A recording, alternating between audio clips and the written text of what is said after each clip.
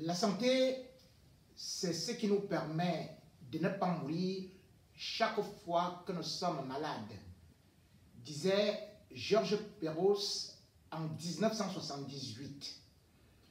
Aussi, Ali Bongo, au moment où son état de santé a été véritablement mis en jeu, réduit à être comme une poupée de chiffon, le président gabonais se rappelle donc que la priorité des priorités pour le peuple, c'est d'abord la santé. Ainsi, le chef d'État gabonais vient d'ouvrir une usine de fabrication pharmaceutique dans son pays et plus particulièrement dans une banlieue en Côte qui est située à 27 km de Libreville. Cette usine est aujourd'hui ce qu'on peut appeler, selon les dirigeants gabonais, les autorités gabonaises, la première usine de fabrication de médicaments en Afrique centrale, donc dans la zone CEMAC, et qui va certainement ravitailler toute l'Afrique centrale, voire subsaharienne. On applaudit pour cette initiative, d'autant plus qu'on nous annonce que cette usine, qui a coûté 20 milliards de francs CFA à l'État gabonais, pourrait permettre de produire sur place au moins 15 types de médicaments, dont les antirétroviraux pour les gens qui souffrent du VIH, ou encore le paludisme, la première maladie qui est quand même source de mortalité en Afrique. Ainsi, nous apprenons que de cette usine pourront donc sortir 1 million de comprimés chaque jour. Et toutes les 8 heures, on pourrait aussi produire dans cette usine, au moins selon les estimations, 200 000 gélules, 50 000 pommades, ainsi de suite. Et cette usine pourra aussi permettre aux chômeurs de pouvoir travailler, puisque non seulement les Gabonais ont été appelés à contribution, mais surtout aussi, cela pourrait développer le secteur pharmaceutique et pourrait encore permettre au pays de développer d'autres métiers de la parapharmacologie ou même encore avoir d'autres ouvertures, d'autant plus, comme je le disais, la zone de CEMAC, elle seule, représente déjà un gros potentiel. On serait certainement en train de dire qu'on est en train d'aller au ciel, mais cette information devrait être prise avec des pincettes parce que sa réalisation et surtout sa pérennité peut faire douter, puisque les annonces folkloriques avec des klaxons, avec des coups de glotte rampants à l'unisson, on en est habitué au Gabon et qui malheureusement, des projets sont souvent morts-nés. Morts-nés parce que ce n'est pas la première fois qu'on parle d'une usine de production de produits pharmaceutiques, de médicaments ou de fabrication sur place. Cela aurait déjà pu être réalisé depuis de longues dates, même pas que ça aurait pu réaliser, puisque ça a été réalisé, mais malheureusement, comme je le disais, ça n'a pas pu continuer, faute de ce qu'on peut appeler l'apport de l'État, le sérieux des dirigeants du Gabon. Ainsi, on saura quand même, pour faire marche arrière, flashback, rappel historique, que à l'époque d'Ali Bongo, on avait déjà une structure de cette envergure qui était dans une autre banlieue du Gabon, au Vendi, où le 12 février 2005, Ali Bongo annonçait aussi devant les caméras, se tapant la poitrine, que les Gabonais n'auront plus besoin d'acheter les médicaments à l'étranger, que désormais la fabrication des médicaments se fera sur place à travers une entreprise qu'on inaugurait ce jour-là, Sogafam. Sogafam, c'est ce qu'on appelait la Société gabonaise de fabrication des médicaments. Mais où en est-on allé avec cette structure qui pourtant était en collaboration avec les Belges? Eh bien, on avait annoncé le jour de l'inauguration Omar Bongo devant les micros et à sa droite Ali Bongo, son fils qui était ministre de la Défense, que cette usine allait produire par heure, je dis bien par heure, au moins 200 000 gélules, sans pour autant oublier les comprimés. C'était par heure.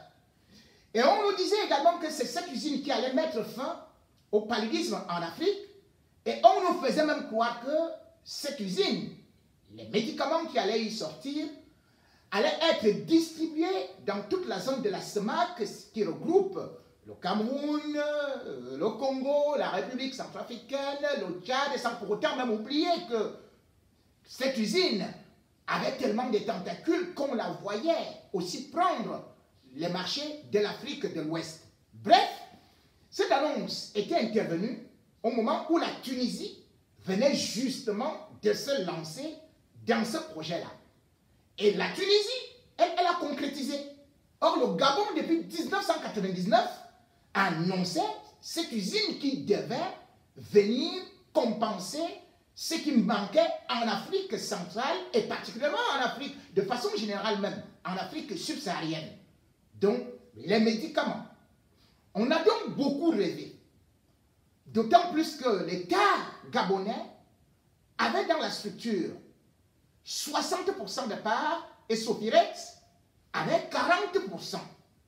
Et par la suite, on nous avait parlé même d'ailleurs de transfert de technologie, qu'on devait former des gens sur place, qui devaient permettre que les Gabonais eux-mêmes, à long terme, puissent être à 100% dans l'usine pour pouvoir mener ce grand projet pharaonique. Et de ce quoi, on nous disait qu'il devait avoir de matériel, qui devait quitter de la Belgique, prémonter et qui devait être fixé sur place au Gabon.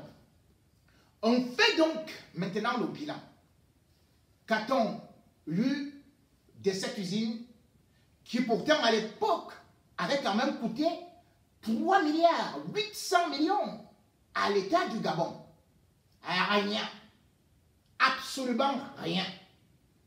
Et comme d'habitude, comme le dit un proverbe africain, le piège du con finit par attraper son propre chien. Omar Bongo, qui n'a donc pas développé, après 42 ans de pouvoir, le secteur de la santé au Gabon, est tombé à cause de cette négligence. Parce que comme la plupart des chefs d'État africains, chez eux, on ne développe pas la santé, on ne développe pas, on ne construit pas les hôpitaux, on ne les équipe pas, parce qu'on compte sur les évacuations sanitaires. Et ce qui devait arriver, arriva. Omar Bongo venait généralement au niveau de l'hôpital de Neuilly, mais lorsqu'il a été véritablement affaibli après la mort de son épouse, il a pris la direction de l'Espagne et particulièrement à Barcelone, où il est décédé. Et Yadama, lui également, avait passé 38 ans au pouvoir, en chantant qu'il allait moderniser le système sanitaire hospitalier du Togo, mais en fin de compte, lorsqu'il a eu une toute petite attaque cardiaque, eh bien, il n'y avait rien même pas un cardiologue, même pas un appareil pour pouvoir le maintenir. On l'a fait monter dans l'avion et il est mort dans l'avion en 2019. Aujourd'hui, la situation dans les hôpitaux au Togo, au Gabon et partout dans l'Afrique noire francophone est la même. Négligence, abandon d'infrastructures et surtout manque de ce qu'on peut appeler le personnel. Parce que les meilleurs médecins ou encore les infirmiers, le corps soignant médical préfèrent aller à l'étranger, dans les pays de l'OCDE, où on retrouve quand même 73 000 personnes du corps médical sortant de l'Afrique francophone. Aujourd'hui, Omar Bongo est donc en train de nous dire que nous allons voir ce que nous allons voir avec la nouvelle société qui vient d'être ouverte. Notre souhait est que cela puisse au moins apporter non seulement de la santé aux Gabonais, de pouvoir aussi réduire le coût, comme l'État le dit, à savoir que à travers cette usine, on aura les médicaments qui vont baisser au niveau du coût de 40 voire 25%. S'ils sont faits à l'étranger, ce sera 25%. Et puis, aujourd'hui, Ali Bongo nous fait comprendre qu'il faut consommer gabonais, il faut se soigner gabonais.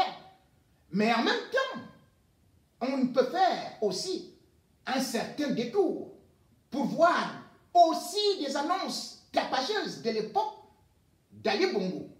Ali Bongo, il faut le rappeler, bien sûr, c'était en mars 2016, lorsque il est parti ouvrir ce qu'il a présenté comme un joyau architectural et médical qui a été refait, remodernisé, c'est-à-dire que le centre hospitalier universitaire de Libreville, eh bien, il nous a dit que c'était bâti sur 22 000 mètres carrés, était désormais non seulement lui-même, les ministres, les cadres, allaient maintenant aller se faire soigner, mais surtout, il n'y aurait plus d'évacuation sanitaire. En fin de compte, qu'est-ce qui s'est passé? Tout un chacun a vu lorsque Ali Bongo a eu non seulement des problèmes de santé, il a couru aux Émirats et c'est là-bas où il a eu son arrêt cardiaque. Cet arrêt cardiaque qui a failli lui coûter la vie. Il en est sorti pratiquement démuni. Aujourd'hui, c'est un chiffon. Comme je le disais, il a beau brandir aujourd'hui, faire des efforts après la rééducation, mais il réalise les conséquences de la négligence du système sanitaire gabonais. Il réalise aujourd'hui que lui-même, même après son évacuation sanitaire, ou bien plutôt son traitement là-bas, dans un autre pays, pourtant qui produit le pétrole, comme le Gabon, il est revenu au Gabon, dans son pays, et qu'est-ce qu'il fallait faire? La rééducation. Pour la rééducation, ça ne s'est donc pas passé dans le plus grand centre hospitalier universitaire qu'il présentait comme celui de l'Afrique centrale, au centre hospitalier universitaire du Gabon. Il est plutôt monté dans l'avion pour partir au Maroc. Voilà donc ce qu'on dit les dirigeants irresponsables de l'Afrique francophone. Puisque quand il va au Gabon, le Gabon, c'est chez son ami, le roi, qui d'ailleurs a grandi avec lui. Ils étaient amis. Comment se peut-il que le Maroc aujourd'hui ait un système de santé où 90% des médicaments sont faits sur place? Et Ali Bongo n'a pas pu recopier cela, ni son père. Mohamed VI, aujourd'hui, prend les produits marocains. Les Marocains, aujourd'hui, d'ailleurs, ont lancé ce qu'on appelle une campagne de vaccination concernant le Covid-19. Et ça devient ainsi le premier pays dans le monde. Et ce n'est pas par hasard. C'est parce que gouverner, c'est prévoir. Et d'ailleurs, on dit prevent is better than cure, c'est-à-dire que prévenir vaut mieux que guérir. Et les Marocains ont compris que la santé d'un peuple permet le développement de ce peuple-là. On ne peut pas développer un pays avec des grands corps malades, avec des mourants. Ce serait un pays de cadavres, ce serait un cimetière. Et c'est pour ça que quand vous arrivez au Maroc, vous allez vous rendre compte que non seulement ils produisent en moyenne 126 millions de boîtes de médicaments, mais vous allez trouver des laboratoires. Et il y a 33 sites là où on fabrique des médicaments. Je dis bien 33. Et il y a 50 sites de distribution de médicaments. Il y a 11 000 pharmacies. C'est donc une industrie qui permet à un pays de vivre non seulement sur le plan de la santé, mais aussi même sur le plan de l'économie, et surtout ça crée des emplois. Et ça nous permet nous-mêmes, à partir de notre composition, de notre constitution et de l'endroit où nous nous trouvons, à pouvoir trouver des médicaments qui nous vont mieux. Mais aujourd'hui donc, lorsqu'on voit au Gabon, 99% de médicaments consommés au Gabon viennent d'ailleurs. Si ça ne vient pas de l'Europe, ça vient de la Chine, ça vient de l'Inde, où pourtant encore, on est allé dans le système de ce qu'on peut appeler la médecine traditionnelle, que les États ont développée, que les États ont financé, ont envoyé des gens en formation pour faire des recherches. La recherche biomédicale aujourd'hui, la recherche pharmaceutique aujourd'hui, en Afrique francophone, en Afrique subsaharienne, a été complètement négligée. On a juste développé les évacuations qui plutôt évacuent les finances. Et même dans des grands pays comme le Nigeria, on se retrouve avec le même problème. Puisque vous avez pu le constater, Mohamed Bouhari s'est retrouvé à Londres pendant 100 jours en monopolisant sur place un avion qui lui seul coûtait déjà 420 000 euros. Quand un dirigeant africain, ceux de l'Afrique francophone, font une évacuation sanitaire, eh bien, rien que le transport par jet médical coûte déjà 120 000 euros. Et on se retrouve donc avec des factures de 300 000 euros rien que pour une hospitalisation. Or, cette somme-là aurait permis non seulement de financer tout un hôpital, des hôpitaux, mais aussi de permettre à l'État de ne pas faire la fuite des capitaux. Lorsqu'on se rend compte aujourd'hui que les chefs d'État africains, dès qu'ils ont un mal de tête, ils courent rapidement à l'hôpital américain de Neuilly, ou alors à Val-de-Grâce, comme d'ailleurs les Maliens disaient à Ibeka que nous tous nous devons désormais aller à Ibeka, à Val-de-Grâce. C'était pour crier par rapport à, ce manque d'élan de cœur, d'aimer un pays, un peuple, de sauver d'abord un peuple. Sauver les populations, c'est d'abord permettre à ces populations d'avoir des médicaments. Et l'Afrique a de la matière première. Nos parents, même sur le domaine traditionnel, ne nous donnaient-ils pas des herbes, des écorces, ainsi de suite? Lorsqu'on se rend compte que, par exemple, au Gabon, où on parle actuellement de vouloir recommencer la recherche sur les antipaludismes, on se dit, mais où allons-nous? Lorsque vous vous rendez compte que depuis 1999, et particulièrement en 2005, lorsqu'on faisait l'ouverture de Sougafam, il était question de développer le médicament contre le paludisme avec l'artémisia qui aujourd'hui fait vivre Madagascar, qui a prouvé et qui est un grand médicament en Chine. Mon Gabon, on a juste parlé avec la bouche, on n'est pas allé dans la concrétisation ou dans l'amélioration ou dans le développement. Les annonces, ça arrive toujours là, tambour battant, mais enfin, il n'y a rien. L'initiative du Gabon ne devrait donc pas s'arrêter tout simplement au Gabon. Ça devrait être aussi la préoccupation des autres pays, des autres dirigeants africains. Développer la pharmacopée, développer la recherche pharmaceutique, puisque beaucoup d'entreprises peuvent coopérer avec les États.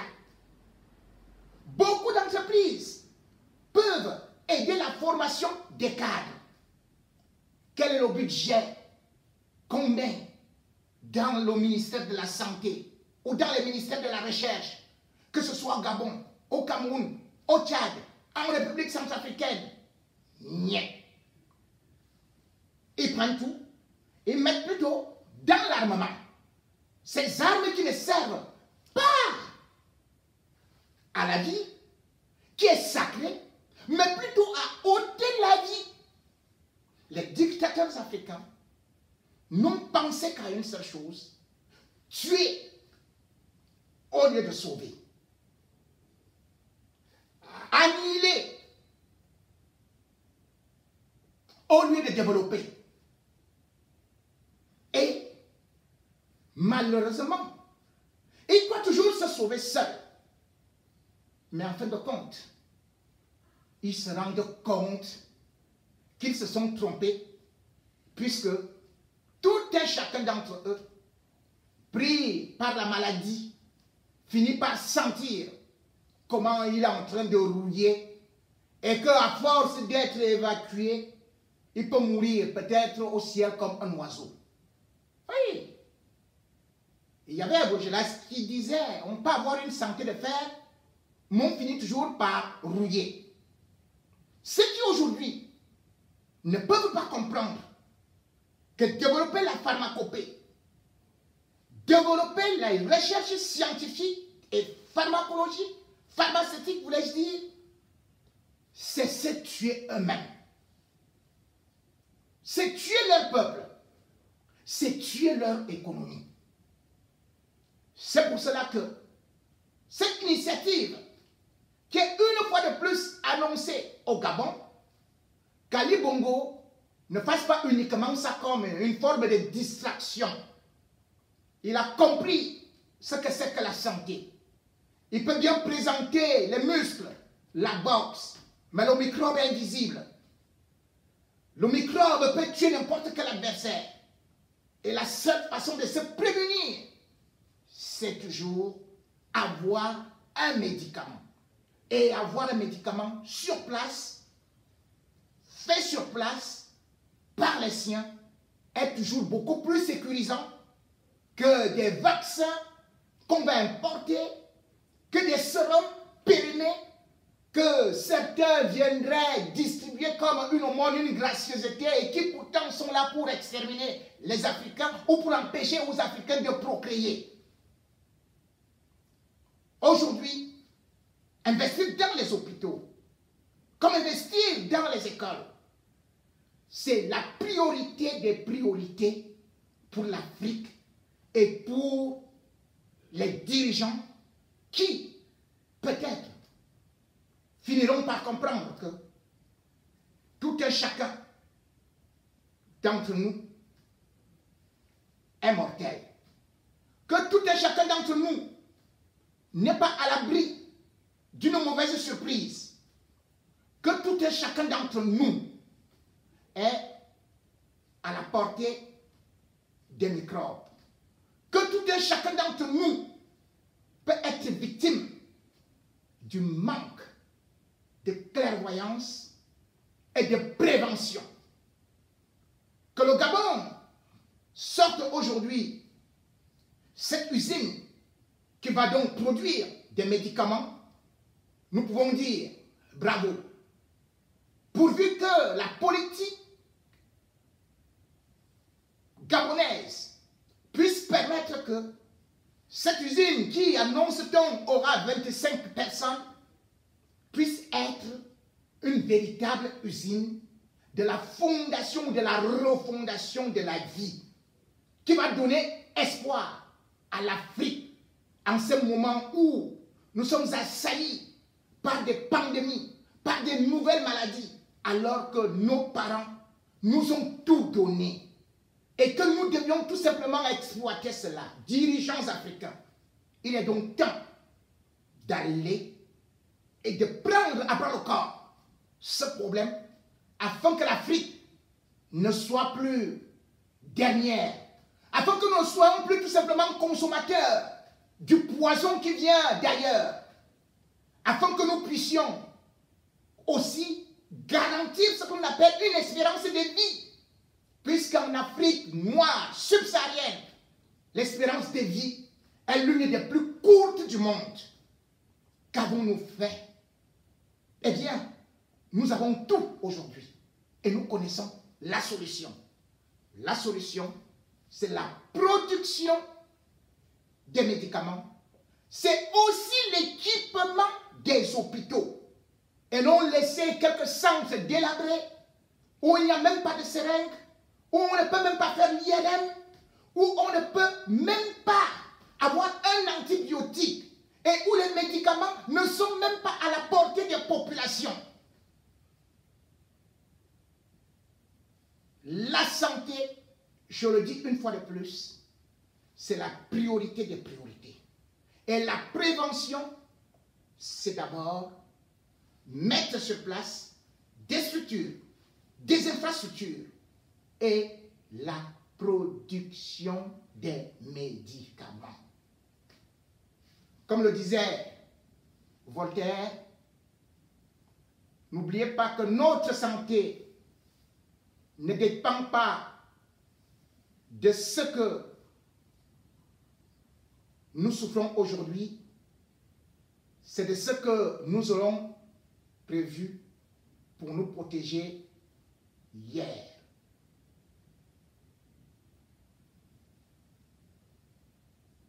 Langue serpentine, langue assassine, langue mutine, langue cortine. On m'appelle J. Rémi Ngonon. Dieu pardonne, moi pas.